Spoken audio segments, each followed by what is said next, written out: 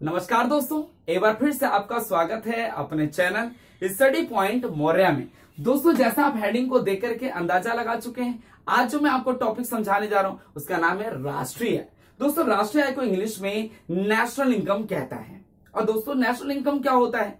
कहता है एक देश के निवासियों द्वारा अर्जित की गई आय के जोड़ को राष्ट्रीय आय कहता है।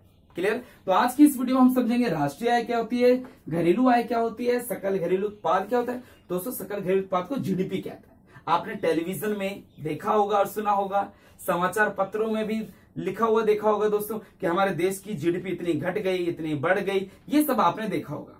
क्लियर साथी? और इस 6 बिंदुओं के माध्यम से मैं आपको 8 टाइप्स बना के दिखाऊंगा कि आपको कैसे याद करना है। NDP MP, GDP MP, एनपीएफसी, NDPFC कैसे बनाते हैं दोस्तों।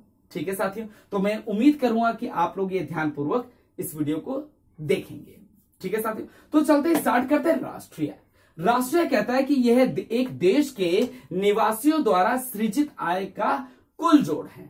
ठीक है दोस्तों, क्या कहता है? एक देश के सभी निवासियों द्वारा भी लिख सकते हो। एक देश के निवासियों द्वारा सृजित आय के कुल जोड़ को राष्ट्रीय आय कहते हैं।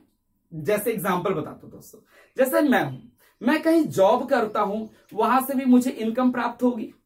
ठीक है? अगर मान लो मेरे यूपी में मैंने ढाबा खोल रखा है, ठीक है, ढाबा खोल रखा है, रेस्टोरेंट खोल रखा है, वहां से भी मुझे इनकम प्राप्त हो रही है, वो भी मेरी इनकम ही कहलाएगी।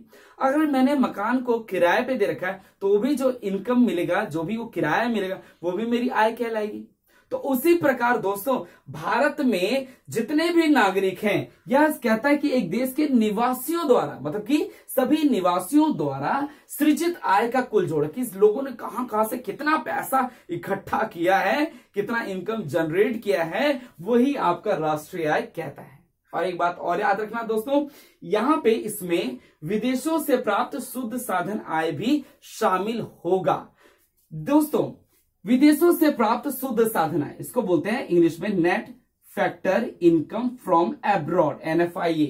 ठीक है साथियों, अब देखो मैंने अभी क्या बताया कि मैं जॉब करता हूं, वो भी मेरी इनकम होगी दोस्तों, क्योंकि जॉब कर रहा हूं तो वहां से इनकम मिलेगी। मैंने उत्तर प्रदेश में ढाबा खोल रखा है, रेस्टोरेंट खोल रखा है, वहां से भी इनकम आ रही, तो वो भी मेरी इनकम कहलाएगी साथियों। और मैंने मकान को किराए पे दे रखा है, वो भी जो किराया मिलेगा वो भी मेरी आय बनेगी दोस्तों। और याद रखना, मैंने विदेशों में कोई भी वस्तु भेजी हो, एक्सपोर्ट किया हो, तो उसके बदले में मुझे पेमेंट मिलेगा, तो ये विदेशों से प्राप्त हुआ पैसा, तो ये भी जुड़ करके क्या बन गया दोस्तों, मेरी आय बन गई। तो उसी प्रकार राष्ट्रीय आय क्या होता है? एक देश के सभी निवासियों द्वारा अर्जित या सृजित की गई आय का जोड़ है। चाहे हर देश का, चाहे आपके पेरेंट्स हो, चाहे मेरे पेरेंट्स हो, कहीं ना कहीं से वो जहां जहां से इनकम का सोर्स बना रहे हैं और उसका जोड़ करते हैं, तो उसे राष्ट्रीय आय कहते हैं। बट याद रखना, राष्ट्रीय आय में अगर हमने विदेशों में कोई वस्तु भेजी है, उससे प्राप्त इनकम हो रही है, चाहे हमारे पिताजी हो, चाहे चाचा ताऊ विदेश में रहते हैं, उनके द्वारा भेजा गया पैसा जो है वो भी हमारी राष्ट्रीय आय में शामिल होगी, वो भी मेरी इनकम में जोड़ा जाएगा। क्लियर है साथियों? ठीक है, तो मैं उम्मीद करता हूं दोस्तों आपको राष्ट्रीय आय समझ आ गया। एक बार फिर बताना चाहता हूं, राष्ट्रीय आय में एक देश के सभी निवासियों द्वारा सृजित की गई आय के जोड़ के हैं, और इसमें विदेशों से प्राप्त आय को भी जोड़ा जाएगा, विदेशों से प्राप्त शुद्ध साधन आय को भी जोड़ा जाएगा। ठीक, क्लियर है साथियों? अब चलते हैं घरेलू आय। चलते हैं भाई, घरेलू आय और इसमें राष्ट्रीय आय में क्या अंतर है? ये कहता है घरेलू सीमा के अंदर, मतलब कि खाली भारत ही भारत। मैंने बताया कि मैंने 4 जगह से इनकम जनरेट, मैंने जॉब की, वहां से भी इनकम जनरेट करी। क्लियर? मैंने ढाबा खोल रखा है उत्तर प्रदेश में, वहां से पैसा आ रहा है, किराए से पैसा आ रहा है, और विदेशों में कोई वस्तु भेजी, उसके बदले मुझे पेमेंट मिला है, तो वो भी जुड़ गया दोस्तों। बट घरेलू क्या है? घरेलू का मतलब घरेलू सीमा, मतलब कि खाली सिर्फ इंडिया की बात करेगा। अगर मैं विदेशों वाला हटा दूं तो ये 3 जुड़ करके घरेलू सीमा, वो 3 क्या है दोस्तों? मेरी इनकम हो गई, रेस्टोरेंट से जो मिला पैसा है और किराए से मिला पैसा। तभी तो लिखा है यह एक देश की घरेलू सीमा में अर्जित, घरेलू सीमा के अंदर अर्जित की गई आय का कुल जोड़ है, और इसमें विदेशों से प्राप्त शुद्ध साधन आय को नहीं जोड़ा जाए। उसमें दोस्तों net factor income from abroad को नहीं जोड़ा जाएगा, तभी इसको क्या बोलता है दोस्तों? NDPFC। और दोस्तों याद रखना, अगर आपको NNPFC निकालना होगा तो NDPFC में NFIA जोड़ दो, तो ये फॉर्मूला बन गया। क्लियर है साथियों? अगर आपको एनएनपीएफसी निकालना है तो एनडीपीएफसी में नीफा जोड़ दो तो आपका एनएनपीएफसी निकल जाएगा। और उसके बाद अगर आपको एनडीपीएफसी निकालना होगा तो दोस्तों एनएनपीएफसी में से आप एनएफआईए माइनस कर दो। ऐसे भी आप याद कर सकते हो। क्लियर है साथियों? क्यों? मैंने बताया था कि भाई आपको घरेलू निकालना है, net domestic product at factor cost निकालना है, तो एनएनपीएफसी को राष्ट्रीय आय बोलते हैं, उसमें से विदेशों से प्राप्त शुद्ध साधन आय को माइनस कर दो तो आपका क्या निकल आएगा? घरेलू आय निकल आएगा। घरेलू आय को क्या बोलते हैं? एनडीपीएफसी बोलते हैं। क्लियर है साथियों? उसके बाद देखो साथियों क्या लिखा है? सकल घरेलू उत्पाद। भाई सकल घरेलू उत्पाद क्या होता है? कहता है एक देश या एक लेखा वर्ष के दौरान, एक लेखा वर्ष क्या होता है दोस्तों?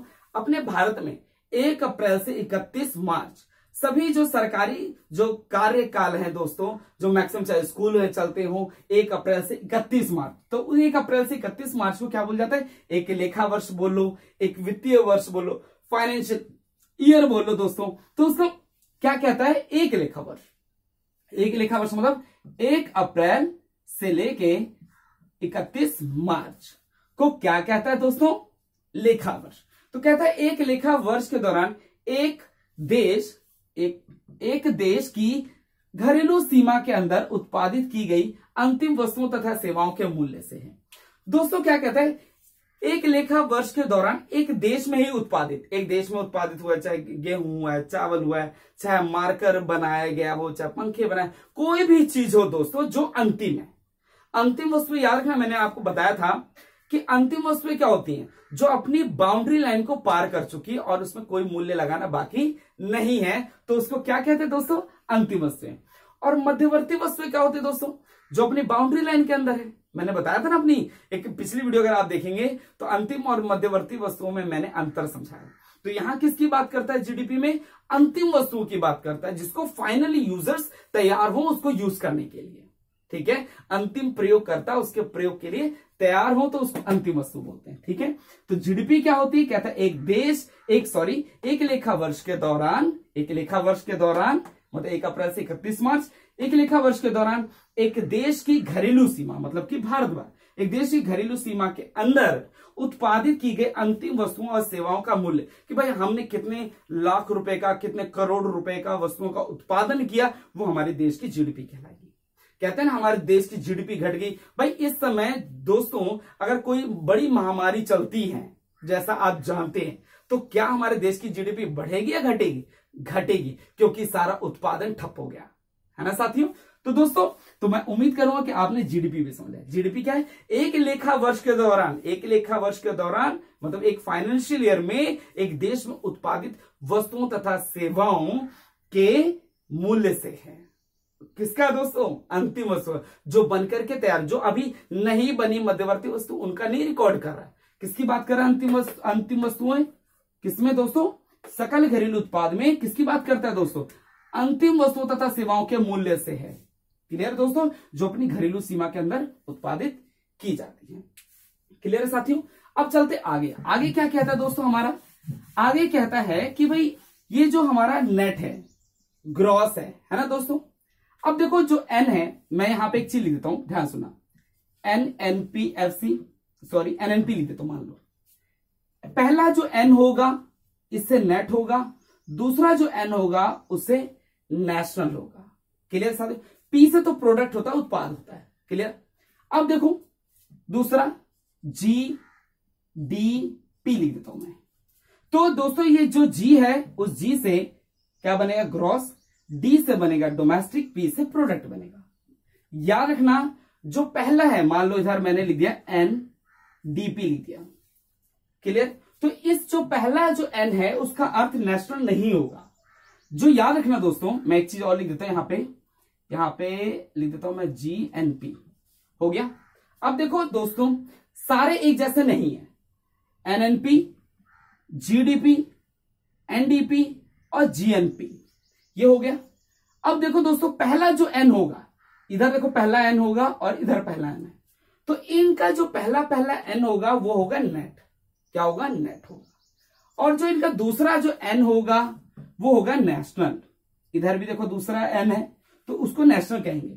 ये नहीं बोलेंगे ग्रॉस नेट, नहीं। पहला जो वर्ड होगा या तो वो एन से होगा या तो वो जी से होगा। पहला एन क्या हो गया?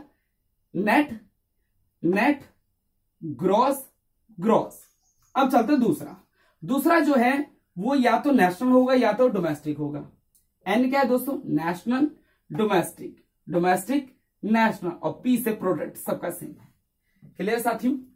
अब आते हैं नीचे, इनके भाई हैं, जैसे एनएनपी हो गया तो इसका एक भाई है एनएनपी एफसी हो गया, एनएनपी एमपी हो गया, इसका साथियों एनडीपी एफसी हो गया और एनडीपी एमपी हो गया।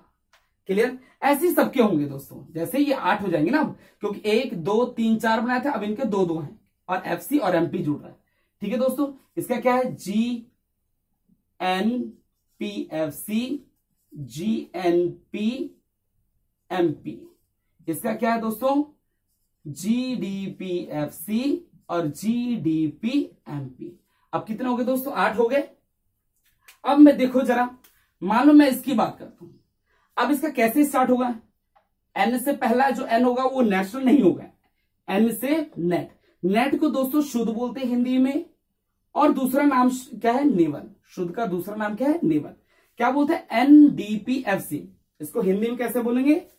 शुद्ध, जी से घरेलू उत्पाद, और एफसी का मतलब कारक लागत। कारक लागत भी बोल सकते हो और साधन लागत भी बोल सकते हो एफसी को। एमपी का क्या अर्थ होता है दोस्तों? मार्केट प्राइस होता है। क्या होता है? Market price. दोस्तों याद रखना, इसको कैसे इंग्लिश में कहेंगे? Net domestic product at factor cost. FC का मतलब फैक्टर कॉस्ट, एमपी का मतलब मार्केट प्राइस। इसका चलते हैं net domestic product at market price, हो गया। इसका चलते हैं जीडीपी वाले में। इसको क्या बोले? जीडीपी एफसी है। जी से ग्रॉस, डी से domestic product at factor cost, ये वाला। क्लियर? इसका चलते हैं साथियों, पहला जो एन है उससे नेशनल होगा या नेट होगा? क्या होगा? नेट होगा। दूसरा एन नेशनल होगा। Net national product at market price. Market price मतलब बाजार कीमत पर। ठीक है साथियों? तो दोस्तों अब आप समझ गए होंगे कि अगर देखो हिंदी में बोलना है, हिंदी में तो यहां से बोलेंगे कारक लागत पर शुद्ध राष्ट्रीय उत्पाद। कारक लागत पर शुद्ध राष्ट्रीय उत्पाद, और यहां पे था बाजार कीमत पर शुद्ध राष्ट्रीय उत्पाद। इसको कैसे बोलेंगे दोस्तों हिंदी में? पहले बच्चे उठाओ। एमपी मतलब कि बाजार कीमत पर सकल घरेलू उत्पाद। अब याद हो गया 8। अब दोस्तों मैं उम्मीद करूंगा कि आप लोगों ने ये जो परिभाषा ये समझी और कैसे मुझे ये भाग याद करना है। जैसे एन, पहला एन से क्या होगा दोस्तों? नेट, डी से हो गया डोमेस्टिक, पी से प्रोडक्ट और एफसी से फैक्टर कॉस्ट। तो हिंदी में कैसे याद करना? पहले इसको लेना है, साधन लागत पर या कारक लागत पर शुद्ध घरेलू उत्पाद। इंग्लिश में यहां से चलना है net domestic product at factor cost. तो दोस्तों मैं उम्मीद करूंगा कि आप लोगों ने आज की परिभाषा समझी और कैसे मुझे ये 8 भाग बनाना है, और मैं अब समझाऊंगा दोस्तों अगली वीडियो में फॉर्मूले के आधार पर ये 8 कैसे निकाल सकते हैं। याद करने की जरूरत नहीं, बहुत आसान सिखाऊंगा दोस्तों। तो मैं उम्मीद करूंगा दोस्तों कि आज आपने बेसिक समझा राष्ट्रीय का। नमस्कार दोस्तों।